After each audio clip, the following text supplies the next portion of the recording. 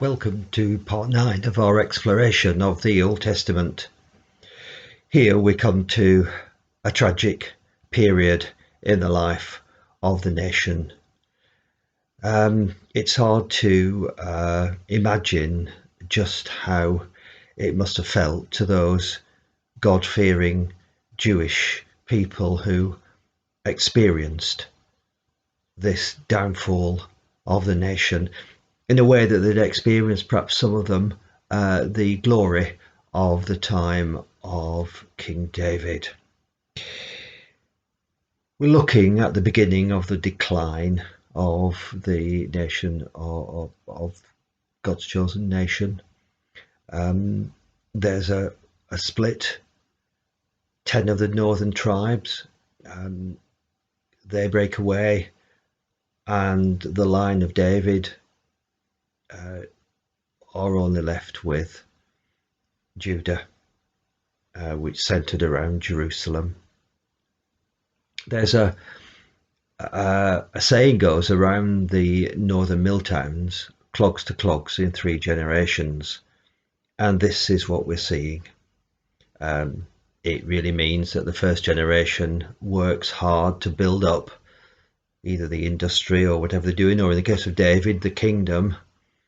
The second generation, who have been sent to good schools and have always experienced plenty of opportunities and often money, they think that they have an entitlement, and so they spend and they don't look after the business, and the business runs down. And by the third generation, they are back more or less to square one. And this is what is happening here. David builds up the kingdom.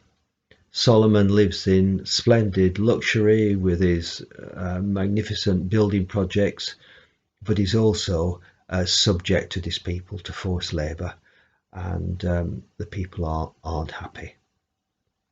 But as far as God is concerned, as Yahweh is concerned, he's done something even worse. He's turned to idolatry. He's married foreign wives. He's allowed them to bring in their gods. He's built temples and shrines for them and began to worship with them. And so the God of Israel is angry, and he says that he will split the nation. So the biblical account is very clear. It is Yahweh operating. When we look at the world situation with the rise of Assyria, the historian would say, well, it's inevitable. When 2 great powers clash, they always clash somewhere between them. And of course, between Assyria and Egypt, Canaan is the place where the clashes occurred. And so we'll begin to look at that downfall. 2 people dominate, Jeroboam and Rehoboam. And that's confusing because their names are almost the same, but we'll try and thread our way through. And see at the end that instead of 1 nation, there are now 2.